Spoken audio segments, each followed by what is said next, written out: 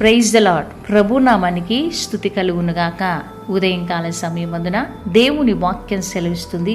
కీర్తనల గ్రంథం 105వ అధ్యాయము 3వ వచనము.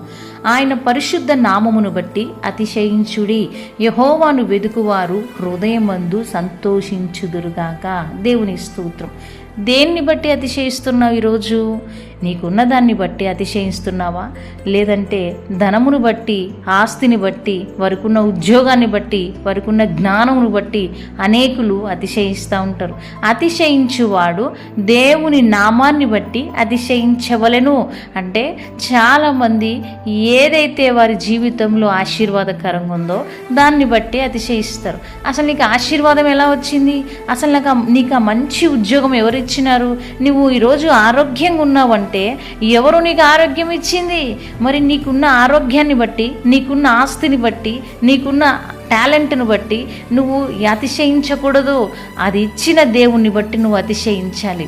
అవును ప్రభువా, ఈరోజు మంచి ఉద్యోగం నేను కలిగి ఉన్నానంటే నీకే మహిమ ప్రభువా అని నువ్వు అన్నప్పుడు ఆ ఉద్యోగము ద్వారా దేవుని మహిమపరిచే విధంగా ఉంటుంది. అక్కడ నువ్వు అసలు దేవుని మహిమపరుస్తున్నావా?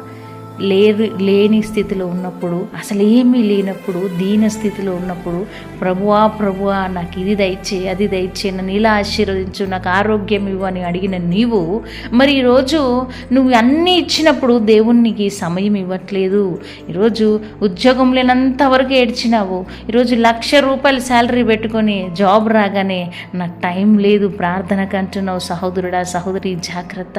నీ ఉద్యోగాన్ని బట్టి నువ్వు అతిశయిస్తున్నావు కాదు, నీకు ఆ ఉద్యోగాన్ని ఇచ్చిన దేవుని నామాన్ని బట్టి అతిశయించాలి.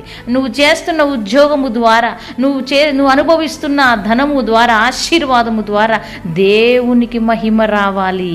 ఈరోజు అలా ఉన్నారండి ప్రియ దేవుని బిడ్డలారా. ఈ వాక్యం ఇచ్చిన బిడ్డలలో నీవు చేస్తున్న ప్రతి పనిలో దేవునికి మహిమ వస్తుందా? నువ్వు చేస్తున్న ఉద్యోగంలో మహిమ ఉందా?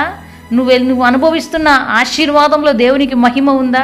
నీకున్న టాలెంట్లో దేవునికి మహిమ ఉందా? అసలు నిన్ను బట్టి దేవునికి మహిమ ఉందా? ఒకసారి ఆలోచించు. కొంచెం ఏదన్నా మనము సెట్ అయ్యామంటే గర్వం మనలో వస్తుందండి. నేను గెస్టెడ్ ఆఫీసర్ని, నీకేంటి, నాకు టైం లేదు, నేను గెస్టెడ్ ఆఫీసర్ని, నా ఇష్టం, నాకు సమయం లేదు, నేను చాలా బిజీ. ఒకప్పుడు నీ స్థితి ఏంటో జ్ఞాపకం చేసుకో సహోదరి సహోదరుడా. ఒకప్పుడు నువ్వు ఎలా ఉండేదానివి, ఎలా ఉండేవాడివి? నిన్ను ఇప్పుడు ఎలా చేసినాడు దేవుడు? నీకున్న స్థితిని బట్టి నువ్వు అతిశయపడకు, గర్వించకు, నాకు సమయం లేదు అనకు. చాలామంది ఉపవాసం ఉంటే, సిస్టర్ నాకు టైం లేదు, ఉదయం వెళ్ళి ఈవినింగ్ రావాలి కదా, నాకు జాబ్లో టైం లేదు, నాకు చాలా బిజీ అయిపోయినా, టైర్డ్ అయిపోయినా, నేను ఉండలేకపోతున్నాను మాట్లాడుతున్నారండి. మరి ఉద్యోగం లేనప్పుడు ఎవరు నీకు ఇచ్చింది? నీకు ఆ ఉద్యోగం లేనప్పుడు నీ స్థితి ఎలా ఉంది?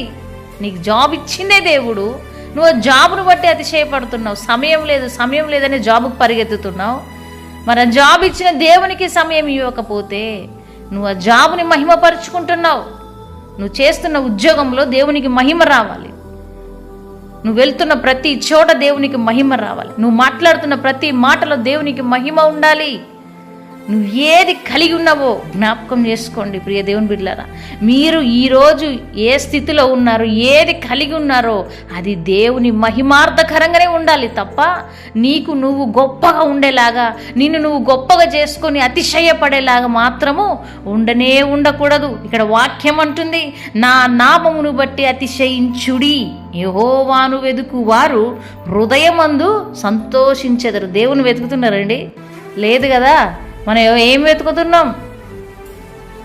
సెటిల్మెంట్లు, డబ్బు, ఎక్కువ శాలరీ రావాలని, ఎక్కువ సెట్ అయిపోవాలని, ఏదో వ్యర్థమైన ఆలోచనలతోని ఉన్న టైం నీకు వచ్చేది ఒక సండే. నువ్వు ఆ సండేలో కూడా కొంతమంది ఫోన్ చేస్తారండి, ఈరోజు సండే డ్యూటీ పడింది నాకని వెళ్ళిపోతారు. ఎందుకండి? దేవునికి సమయం ఇవన్నీ, ఉద్యోగం ఉంటెంత పోతెంత, దేవునికి అక్కరకు రాని, దేవునికి మహిమ లేని ఆ జాబులు ఎందుకండి? దేవునికి మహిమ లేని బ్రతుకులు ఎందుకండి? ఎందుకు బ్రతుకుతున్నాం మనము? ఉదయం లేసి ఆలోచించాలి మన బ్రతుకులేంటి అని. నీ ముందే ఎంతోమంది చనిపోతున్నారు. ఎన్ని యాక్సిడెంట్లు, ఎన్ని ఫైర్ యాక్సిడెంట్లు, ఎన్ని ట్రైన్ యాక్సిడెంట్లు, రోడ్డు యాక్సిడెంట్లు భయంకరంగా జరుగుతున్నాయి. నీకు ఆరోగ్యాన్ని ఇచ్చి ఆయుష్నిచ్చిండు. ఈరోజు నువ్వు బ్రతికున్నావు. ఎందుకో తెలుసా? నీకున్న ఆరోగ్యాన్ని బట్టి ఆయనను మహిమపరచడానికే నీకు ఆరోగ్యాన్ని ఆయుష్నిచ్చింది. కానీ నీకున్న ఆయుష్ని బట్టి, నీకున్న ఆరోగ్యాన్ని బట్టి నువ్వు సంపాదన మీద పరిగెత్తుతున్నావు, నీ ఇంట్లో వారి కొరకు పరిగెత్తుతున్నావు. ఎంతవరకు న్యాయం ఇది? ఈ వాక్యం వింటున్న వారి హృదయాలు ఈరోజు కదిలించబడాలా. మనకు జ్ఞానం ఉన్నదా? బుద్ధి ఉన్నదా? మనం ఏం చేస్తున్నాం అసలు?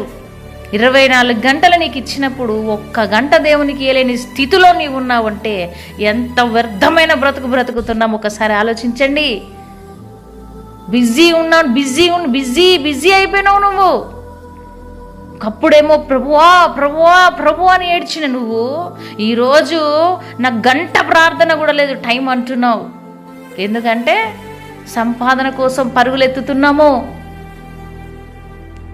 అసలు నీకు ఉద్యోగం చేస్తున్నావు, అసలు నువ్వు ఆ బిజినెస్లో సెటిల్ అయినావు. ఈరోజు ఒక మంచి కొన్ని కోట్లు పెట్టి ఇల్లు కొనుక్కున్నావు. ఈరోజు నీ బిడ్డలు సెటిల్ అయిపోయినారు, నువ్వు సెటిల్ అయిపోయినావు, మంచి గవర్నమెంట్ జాబ్స్లో ఉన్నారు మీరు. అయితే దేవునికి మాత్రం సమయం ఇవ్వట్లేదు. ఎందుకో తెలుసా? ఎక్కువైపోయినాయి కదా, టైం లేదు. ఇక సంపాదన ఎక్కువైపోయింది, సెటిల్మెంట్లు ఎక్కువైపోయినాయి. అన్నీ సెట్ అయిపోతే మనకు దేవుడే గుర్తుకురాడు.